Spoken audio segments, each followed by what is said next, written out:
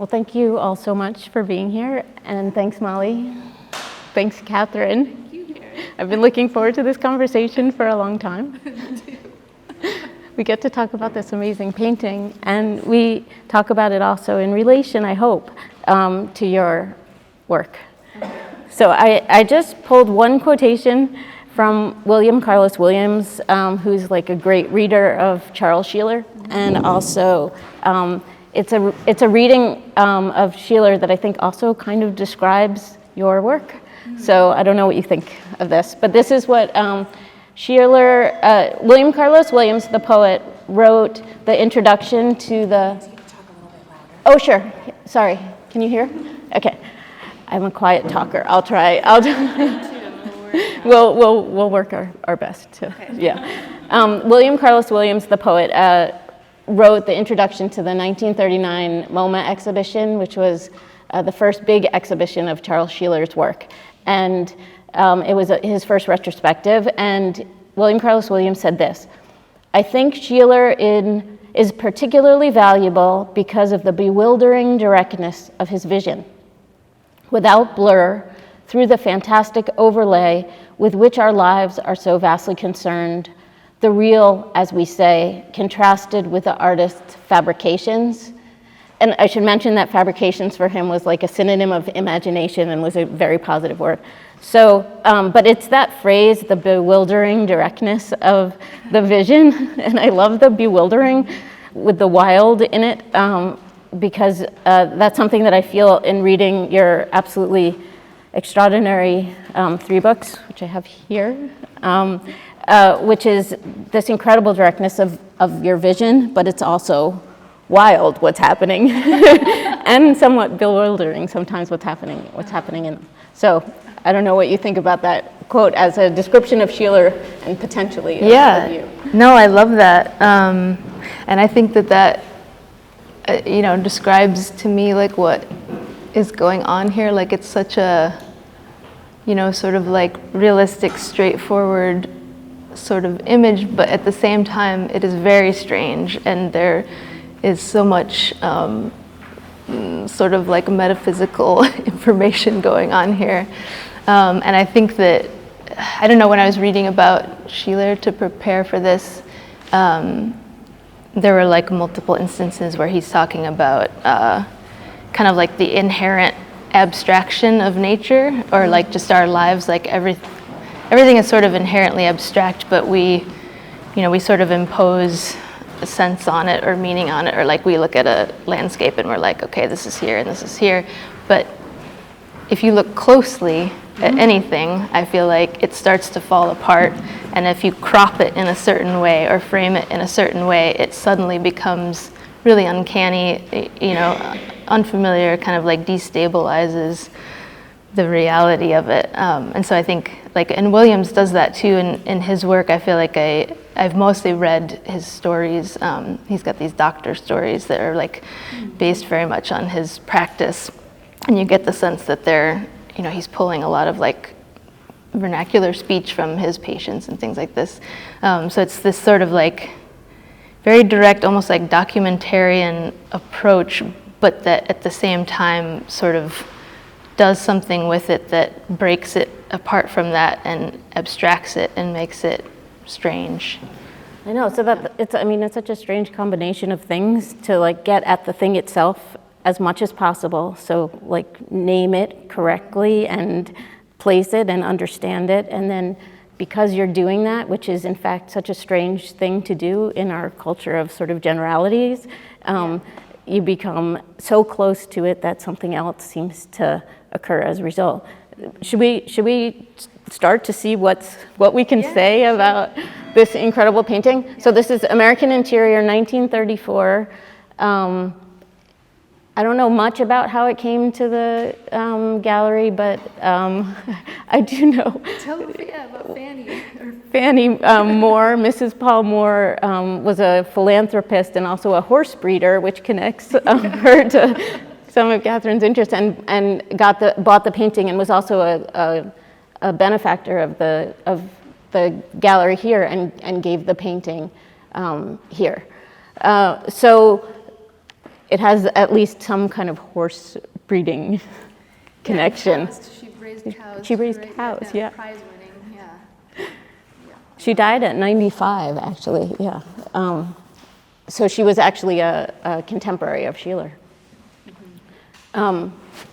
So, yeah, one of the things that I was wondering, and it maybe can help us decide where to start, is do you think there's a center, like in the painting? I don't think there's a center. I think that's one of the really, I don't think, one of the really interesting things about his compositions is that everything is kind of treated equally, it feels like.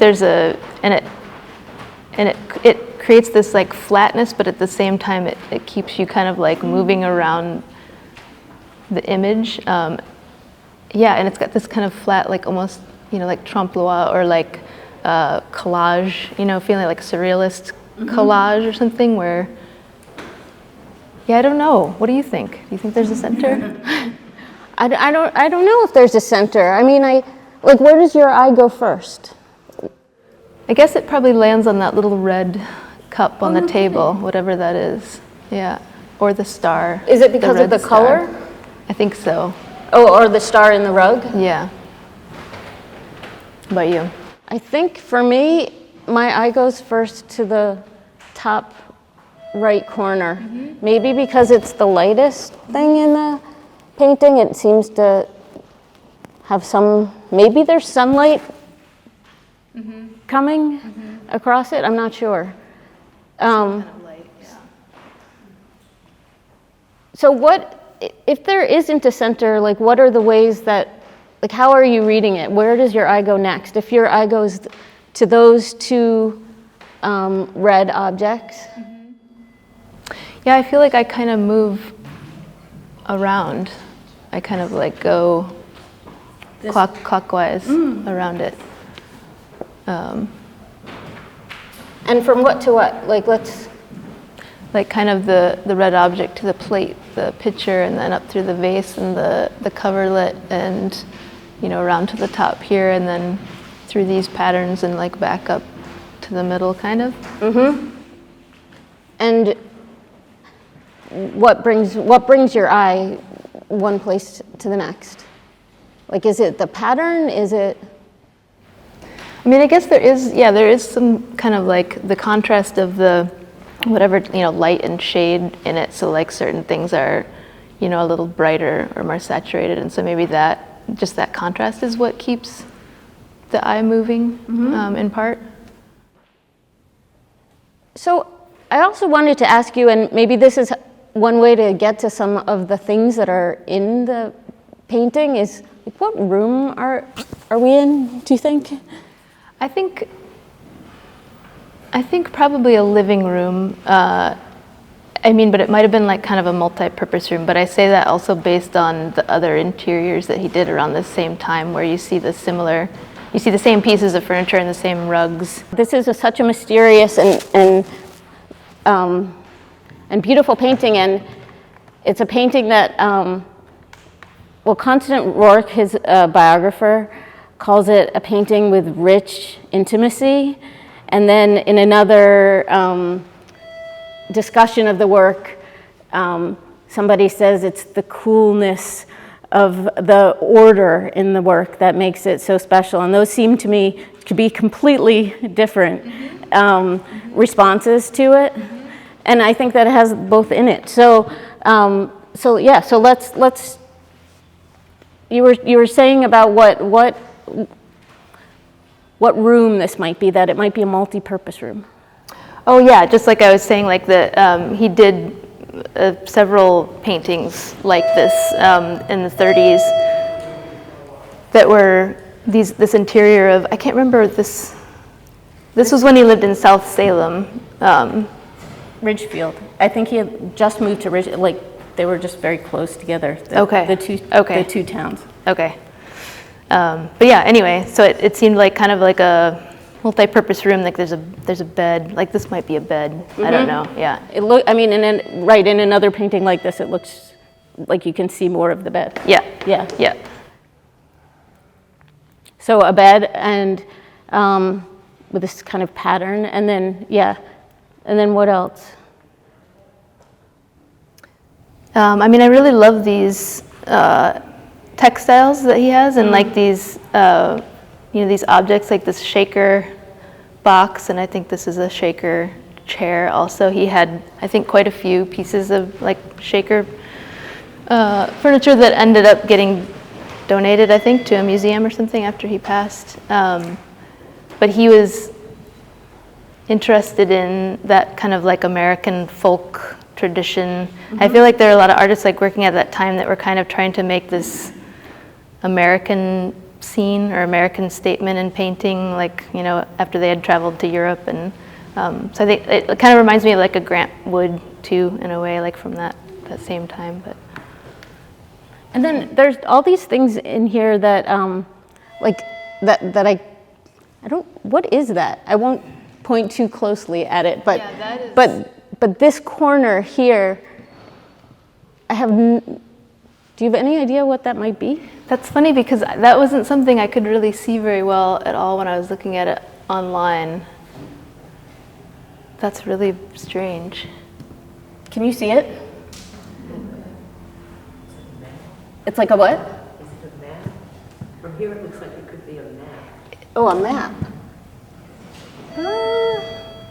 I almost feel like it's like a mirror reflection or something of another room. It's tiny and it almost looks like it could be like a bed or something. Do you know what I mean? Yeah. Like the pillow there, but like in a mirror. So like it's actually over here. I don't know. Speculation. And then, I mean, in terms of like the multi-purpose of this room, like what do you think of the closeness of the objects themselves? They seem very like close together, crammed together, like unnaturally so, perhaps like. And I wonder, I mean, because I think that this was based on a photograph or a series of photographs, studies But that he he seemed did. to go up a ladder and find this angle. Yeah, Yeah. yeah. But maybe in the composition, things got kind of pressed a little closer together than they would have been in the room.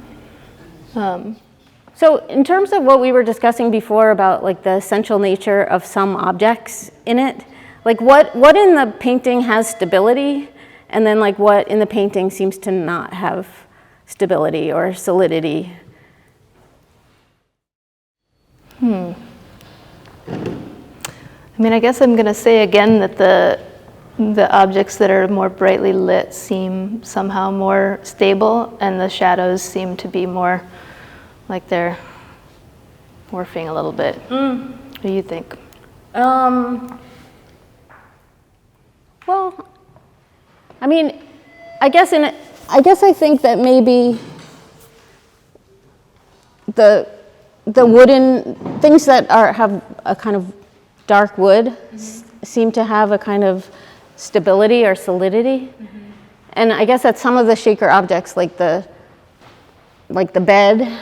I think this is a sewing stand that he owned. This is like a bench, and the table.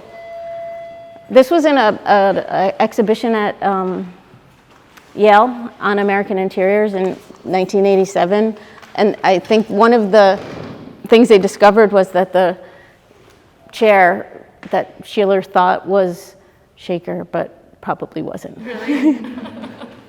But he collected these things, and they were things that he was living with, and I think that those things have a certain kind of stability. But I also actually think that the shadows do too. Yeah, I was wondering what you think about the shadows as like shapes or objects or things that. Yeah, they become almost like I'm thinking about his later paintings that were mostly like landscape paintings, but they start to look like a double negative. I don't know if you've seen those. So I feel like looking at this now, like these shadows almost start to seem like that to me, like they're like this double image of the like the chair back or like the table. Yeah. You grew up as a painter, is that right? Yeah, I did. So, can you say more about that? And like what eye of your painterly self is in your fiction, and what part of your writerly self is here when you're looking at this painting? Yeah, I studied painting at University of Iowa and got a BFA, and I was making oil paintings. I was making actually paintings of mostly like interiors of rooms, and I loved it. And I had a studio to work in and stuff. But I feel like after I left school, it became increasingly difficult to make oil paintings like in my apartment, and money was always like a problem as far as like finding studio space and stuff. Eventually, I stopped making them as much. I make like drawings and collages and things now, things I can do on my desk, my writing desk. But I think that I feel like because I have that background, or because that was something that I used to do, it's still with me as far as like seeing and framing, and sort of like making like visual compositions, just walking around. And I think that I still am like very interested in like rendering images, creating images like in my writing. And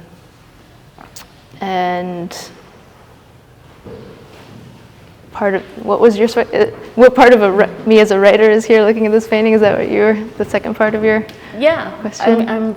And what part of you as a painter is reading it?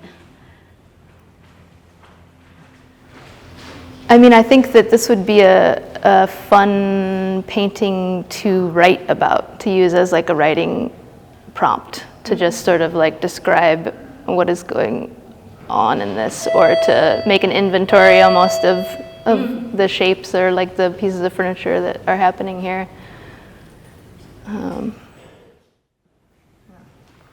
So we've talked a little bit about the square and the bench, but what about like what's happening over here, which is maybe the busiest part of the painting?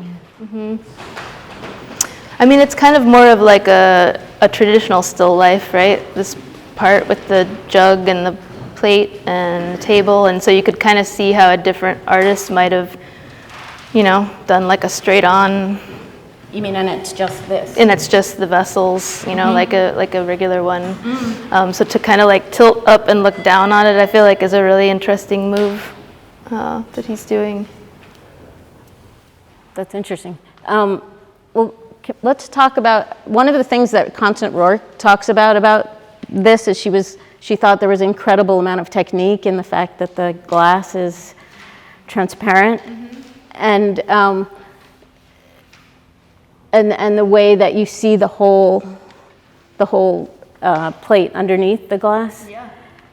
Like in terms of objects, of how this painting makes us think about objects, what do you think about the fact that it's not obscured, or it's only obscured a little bit, that what we're getting is some sense of, not just the technique that he used, but really like a feeling of that object and both objects together. And we can see like so much detail in the plate. Yeah, I mean, again, it's like this very close looking that he's doing, obviously, at this, and he also happens to have the skill to like render it with fidelity, which is very impressive. And I think about, I don't know, it makes me think about the fact too that he kind of studied at before he studied as like a still life or like figural painter, he went to a school of like applied arts, so he was kind of learning about objects and how to make them, how to do like interior design, kind of like the arts and crafts movement school of making beautiful but useful functional objects or something. And So when I see, his paintings that have all these kinds of things in it, it just always makes me think of him as like a craftsman. Yeah, he tried to sell some of the things. I think around after the Depression, he tried to kind of start a business, and he even made textiles like into women's dresses. And there's some salt and pepper shakers, I think, in the gallery here that he made. I don't think it went well, the sale of it. He had, the painting, it was an early painting. It's in that there's an issue of a magazine, Broom, that we were both looking at recently in 1923, that William Carlos Williams and Sheeler are both in the same issue. And that's how they got to know each other, and that's how they became excited about each other's work. And in that issue is this painting of a telephone. And he originally called it Still Life. And that makes me think of what you were just describing about how this painting could just have been that. And then he changed the name to Self-Portrait. And that makes me think of something that Sheeler said about that a self-inventory is like really all that we can try ever to get to. And I'm wondering also then what you think about this in terms of this painting as a series of objects and shapes and in strange relation, as we've discussed, but also maybe as a kind of self-portrait. Yeah, absolutely. I think that's what I like about his work, because I feel like to me anyway, I do think these objects all, like everything starts to kind of tremble with this almost like psychological dimension. I mean, it's not overt, obviously, but I do feel like there's something there, and I love that idea of like a collection of objects as like the stand-in for, the human figure. Not to like put too much on it, but his wife had just died in 1933, so he's making this painting sort of in some kind of mourning year, and not long after. And so, Kathryn and I have talked about all the paintings that have some of these objects in it, other paintings, like Americana, which has the whole table. And you can look at it on your phone, it's at the Met. And other studies for this that were earlier, and some that were later, so that they have some of the same objects in it. And I'm curious what you think about that. Are we maybe reading something into the painting, but maybe for fun, that it's worth thinking about what aspects of this painting are so particular to this painting, even though he used the objects and other things, that we can sort of, it reflects in some way what was going on in his life. Yeah, I did not know that, but I feel like that makes this series, that makes me rethink this whole series, and especially the fact that like so much of his work around that, like kind of around this time, was these large, like these outdoor, like these large landscapes, like the Ford Motor Plant, and like all these cityscapes and things. But then, in this period of grief, he like moves inside and is just inside. He's just staying indoors and making these like kind of over and over. It seems really poignant. That Ford plant, which you can also look up. It's so industrial, but I think it's called City Interior, but it's got the city part.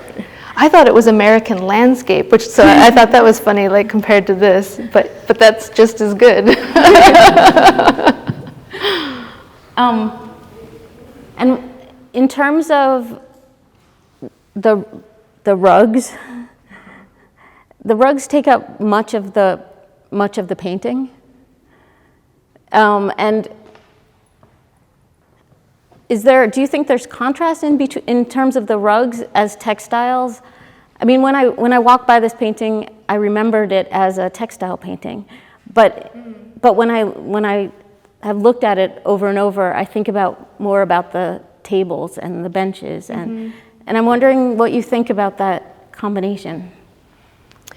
Yeah, I think when I was first looking at it, I was also thinking about it as a textile painting, and I was thinking about the fabric that you just mentioned that he designed for women. Yeah, and there's that photograph that he took that is his art dealer in a dress made out of his material that he designed, Which looks like the rug at the bottom. Yeah, and between two Sheeler paintings, like so it's just like this really great, and it kind of made me think of this too, like the way that things are kind of layered on top of each other. And I also, like, now that I'm looking at this, I think this, I don't know if that's what this is, but the design of this rug makes me think of like a log cabin quilt, and I'm thinking about how it looks like almost like this descending shape, like it could be like a three-dimensional shape, or it's like a nested sort of like space, which I feel like is also a way to maybe think about the painting in general as this kind of like, at first flat seeming, but potentially like very, very nested or like layered painting. Well, I love that, and I guess my next question then is about the relationship between maybe that nestedness and the flatness, which is that one of the things that William Carlos Williams talks about that imagination is like the space between words or things, and that like the things themselves could be things from life or so-called real things, but it's what happens, the way it becomes art is the resonances and the vibrations that happen between them or among them. And so in terms of that, like even just your description of like deep versus flat, I'm wondering like where we can put those kind of intersections that are not exactly in the painting, but the painting produces for us. I don't know. Too smart for me.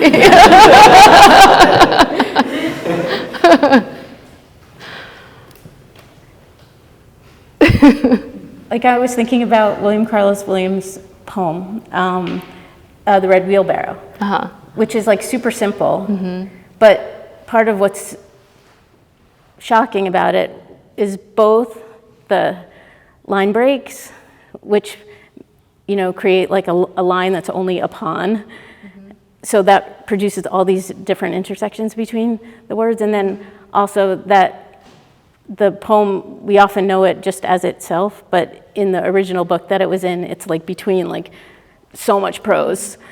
And so, yeah, I guess I'm just asking about like space between. Like where are the spaces between? The painting is so full, but where are the places that there's sort of nothing, do you think? Yeah, I mean, I guess, there are these weird sections of floor that kind of are these breathing areas, maybe. This to me feels a little bit like that too. Yeah, the areas where there's sort of like more of a shade or like, just a color. Yeah, provide a lot of contrast to what's going on in the rest of it. Well, I really like that. So if we trace the floor, like here, behind there, here,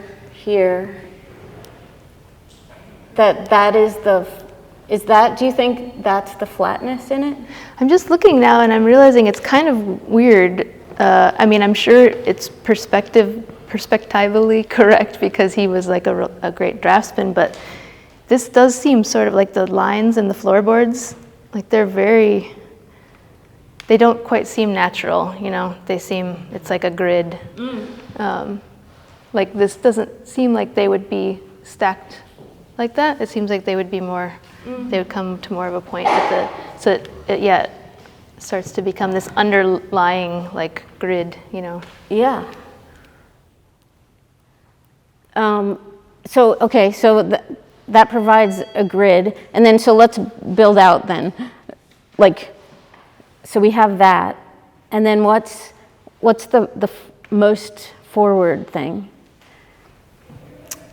I mean, yeah, again, I think to me, it's that, and then possibly, yeah, these two, like so that buttressing kind of, yeah.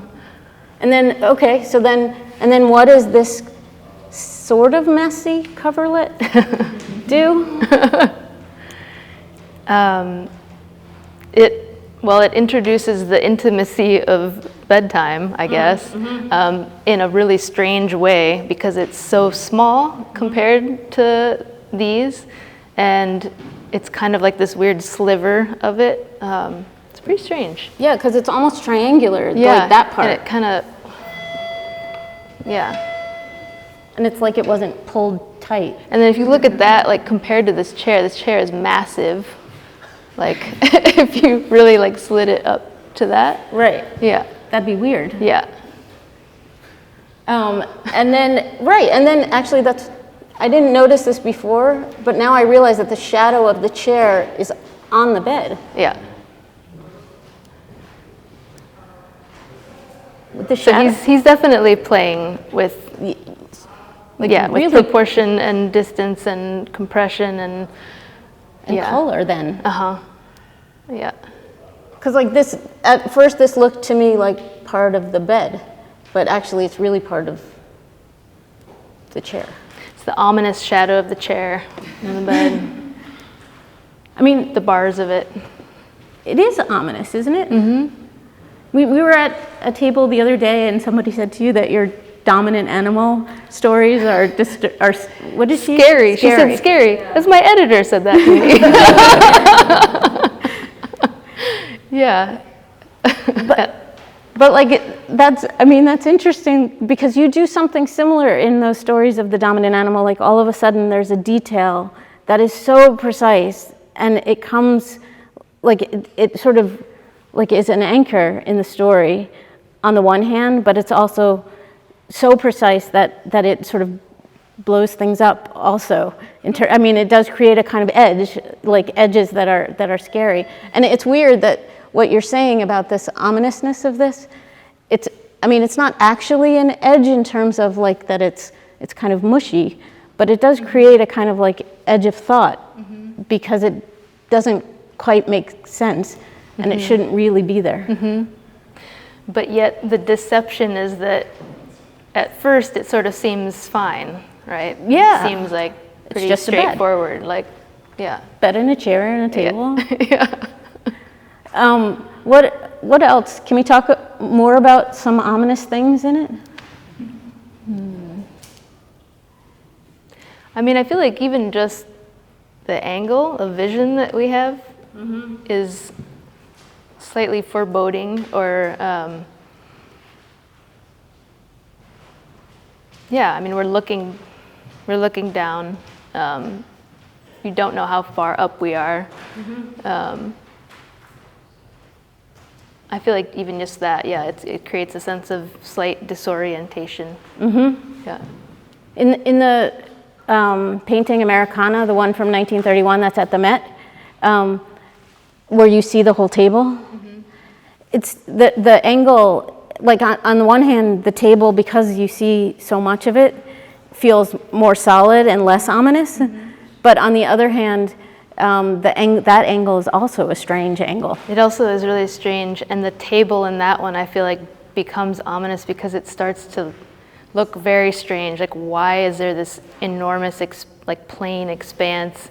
And it starts to look almost like a tomb or something, like it casket. Like it's got a strange resonance to it, I feel like. Right, it's because it's too much. There's right. And I guess there's that aspect to the chair that you mentioned before, that the chair is so big. But what other kind of, I don't know, things that seem disturbing about it? I don't know if, disturbing, but like even just I would say the color palette is fairly melancholy to my mind. And then thinking about it in contrast with the one that you're talking about at the Met, like that one is much richer. Like it feels like it's warmer. It's redder. It's a lot redder, yeah. Yeah. And this one feels kind of cold. You know, it feels kind of cold and like a. It's more blue. Yeah, like a gray day or like a melancholy perspective, perhaps.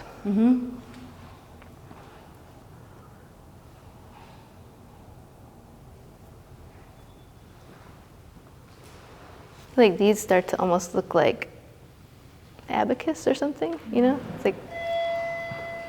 Yeah.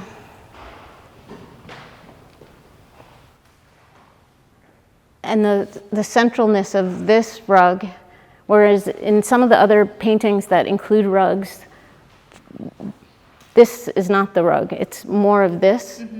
These two. Yeah. But this one is so much busier.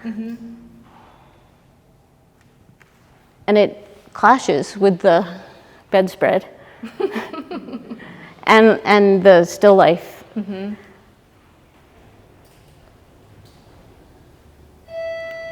It's funny too to think about like this composition compared to like the series of photographs that he did of the Quaker house that he lived in, which are just black and white and like very stark and plain. I mean, he did them as photographs, but then he made paintings and like drawings of them later, I think.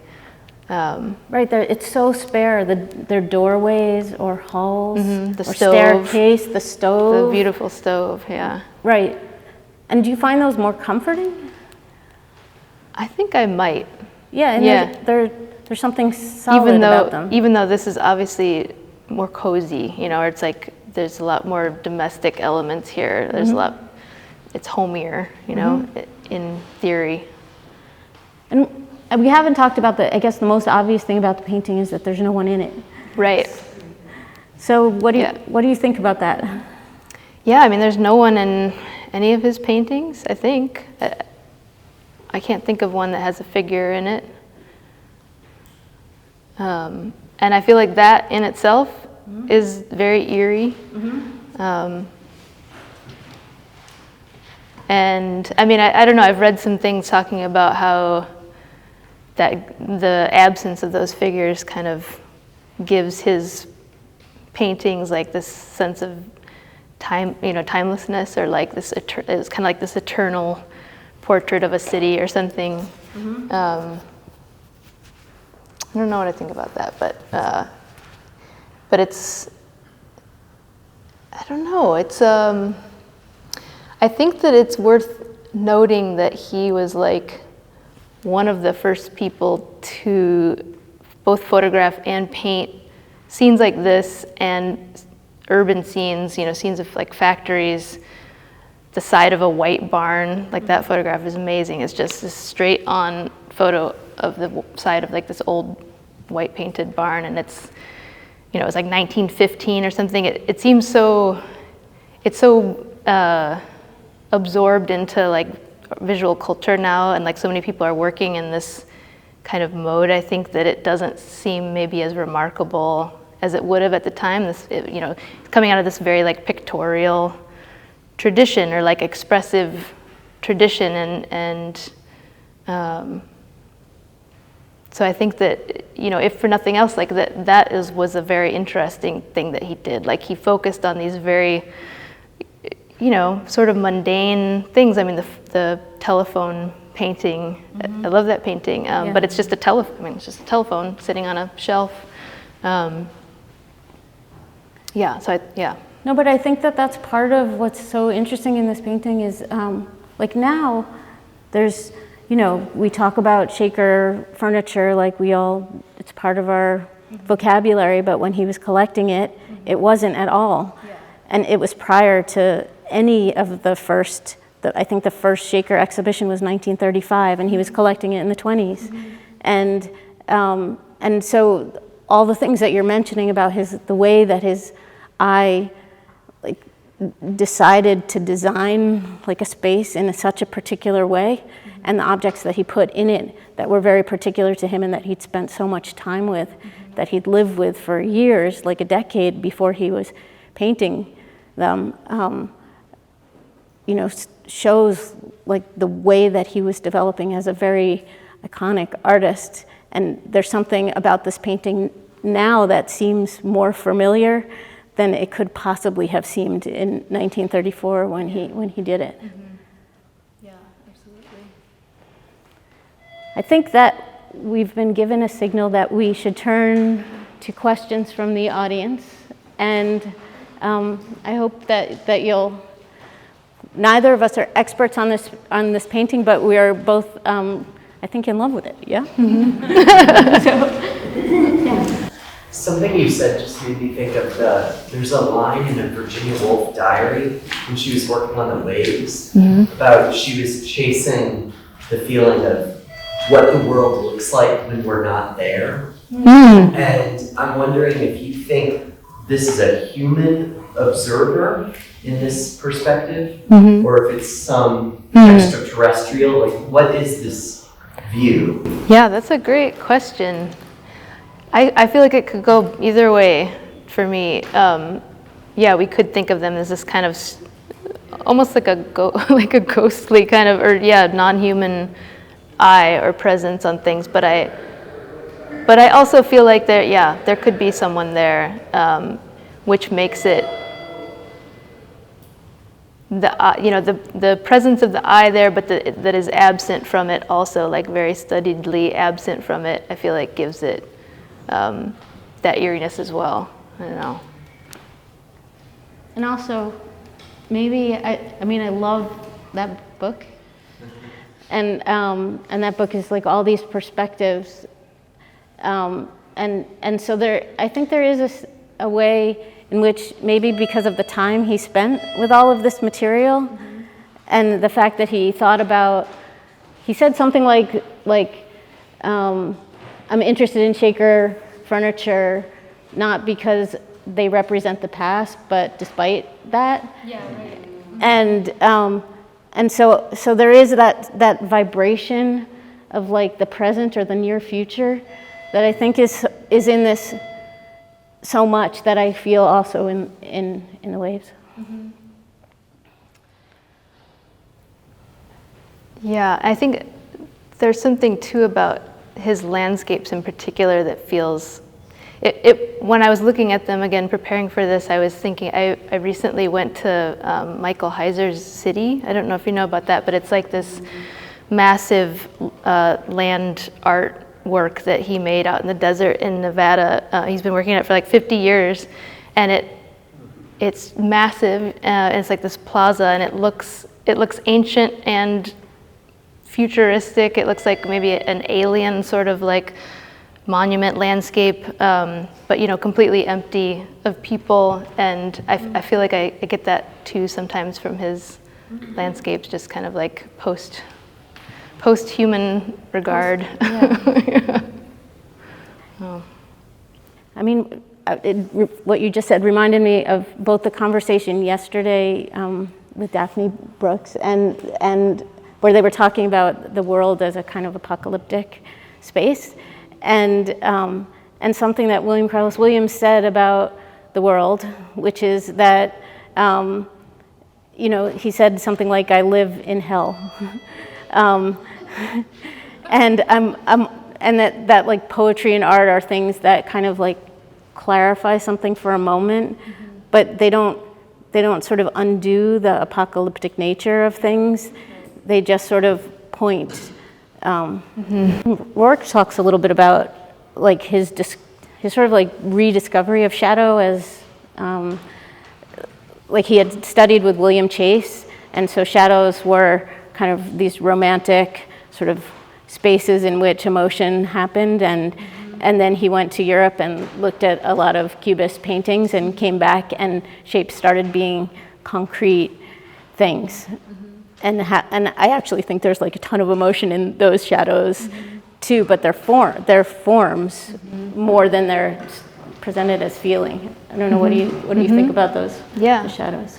No, but I like that idea that they don't quite correspond, and I mean, it makes me think that he must have, or I speculate maybe that he did multiple studies, photographic studies, and then pulled from each of the, so the light's different, but the destabilizing like aspect of that is really wonderful. Oh, that would explain so much about the painting, actually. Yeah. Right. Yeah. That he pulled from each of the studies that he did. Because I think that there's like the conception that, he, just made a photograph and then painted the photograph, but that's not what he did at all. He made like many studies, like other artists do drawings, and then kind of like combined them and pulled different things from different ones, and yeah. Emily? You've made me think about how it's both weirdly personal, this painting, and also impersonal, but like personal that we see even a messed up bed, and then there's not even like a single perspective we're seeing it from. So anyway, that's interesting. I'm trying to figure out what to do with that big rug because it seems so different in texture to the rest of the painting. Like, is it a rug? Is it painted floor? This one? Yeah, the other paintings, or the other rugs seem so, like the texture seems clear, the kind of fabric texture, but that bigger one seems so loose, like we can see the wood behind it. So, and that feels like it's part of what makes this so destabilizing, is it's like the biggest surface in the painting and the least defined. I don't know, I guess just what do you see when you look at that? What do you think is happening with that? Yeah, I mean, you're absolutely right. It is strange how, I mean, it's the most maybe painter, or like expressionistic part, and things, like what is that? Like, I don't know what's going on with this pattern except for the stars, and then you also look at the size of the stars compared to each other. It gets a little bizarre too, I feel like. But yeah, we don't know. I mean, I imagine it being a hooked rug because I've seen hooked rugs that look like this, but it doesn't look like it. I mean, it's treated very much not so that you know what the texture is. You're right, like these other ones. Yeah. I was reading about some of the different studies of it, and in like the Smithsonian, they call them rag rugs because they're all recycled. Yeah. But I feel like because not all of them ended up in museums. Like some of these things ended up in museums and people really know exactly what they are, but some of them didn't, and so rag rug becomes like the what to call all three. Okay. And I don't know, I mean, I think that you're right, Emily, that like the middle one seems very different from the other two. And I also agree with you, like, are those birds, or the shape is suggestive but not defining. A weird liminal space going on there. I think we have time for a couple more, like one or two more questions. Yeah. So I have a really difficult time interpreting paintings. So I've been trying to do it, and now I go with the feelings and kind of the aesthetics of it. And I look at this, and when you said that he was probably in mourning during this time, it's just, it feels so empty, stark, depressing. None of the objects go together. When I look at the chair, it's an empty chair in front of this stark table with a box that looks like it might have almost been a hat box. The objects on the table are empty. So it's just a real sadness and emptiness that I feel when I look at it. That's a good point about the empty vessels. I like that, and the plate. Yeah. And the fact that the rugs don't match. And the bed, it looks like maybe he just sleeps on top of the bed and that's why it's all rumpled. And he just looks around at all the emptiness around him. So that's and listening to the both of you just talk about him, that's what I come away with.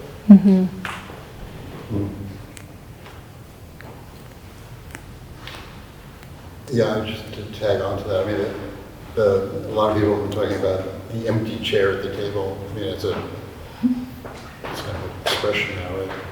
Somebody's passed, COVID, et cetera, somebody missing. And you could add that to your interpretation. My first impression looking at the painting, it's an amazing painting, though it was, the biggest feeling was emptiness. That was like, you asked about where the center was. I said, well, the center is kind of a space. It's kind of an aura. I don't find an object to focus on. I find this feeling of a kind of a space, a cloud, and then all this stuff circulates around it. I mean, I think the composition is amazing, the way it holds the corners and does all kinds of things to hold it as a painterly thing. But that was my first impression as well, just what's missing. It's empty. And yet so crammed. Yeah, but isn't, I mean, so someone suddenly leaves and everything is left behind that Yeah. they try to save their life. Yeah, yeah. The sadness of objects. Yeah. Yeah. Oh, sorry. I was just wondering what you made of the only object that doesn't seem to be obscured by another object or is transparent is the piece of fruit that's on the lower left table, or the red object. I don't know This? what it is. It's like a little dish or something. Does Yeah. it have something that's partially covered, or is it not transparent? Right, we see the whole thing. You see the whole thing, it's the only thing in the painting, you see the whole thing. Yeah. I think that's why it bothered me so much that I don't know what that is. No, sorry, go ahead. I have no idea what it is, I wanted to know what you thought. I mean, like, of the objects that are in other paintings, this is in another painting, this is in another painting, this is in another Yeah, painting, you're this, right, yeah. this, and that. Not that. But I haven't found one with this. It's a mystery object.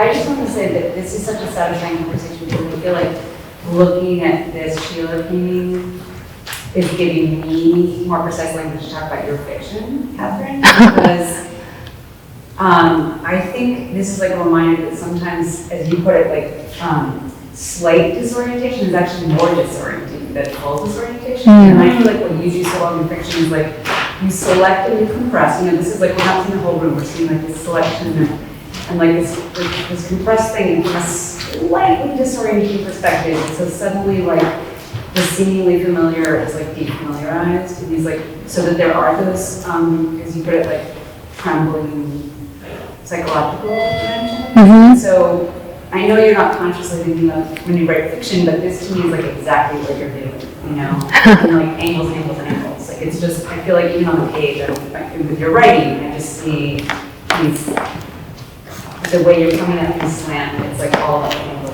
and the intersection. Anyway, that's like not a question. I appreciate it. Elliot, what you're I saying. love that. I was marking like the various details that you include in like stories that are not about those details, but there's one, and this is in Salad Days on page 76. So they're going gambling at various, and then they stop and say, we found sets of used clubs at a charity shop and kept them in the trunk. Mine came in a baby blue bag of simulated leather. Each of the clubs was sheathed in a knitted blue and white sock with a pom-pom on top. And then it keeps going.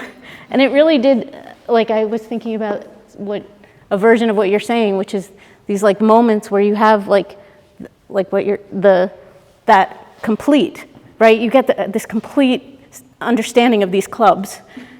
And then you go on and it's, and it does like allow for a sense of like what's happening in here is what's some version of what you're doing. Noticing without explanation. But complete. But complete. Yeah. Yeah. Very satisfying. Okay. Can I ask, not about the painting, but when you're sitting down to do a collage or thinking about collage, what kinds of materials you like or don't like, and how do you choose it? What do you usually use? I'm using a lot of things that are that kind of accumulate, you know, daily. I use a lot of like wine bottle wrappers. I write a lot of, I'm a kind of like a compulsive to-do list writer, and so I have these, like I cut up my old drafts of stories into notes, and then I use those notes for my to-dos, and then I put all of my produce stickers on those notes. So I have a big stack of those. Yeah, and then just, other things that I find like here and there that just, for whatever reason, I picked them up, I don't know. But I like using things that might otherwise be thrown away, I think. Yeah, thanks. I think this is our time today. Thank you so much, Kathryn. Thank you, Karen.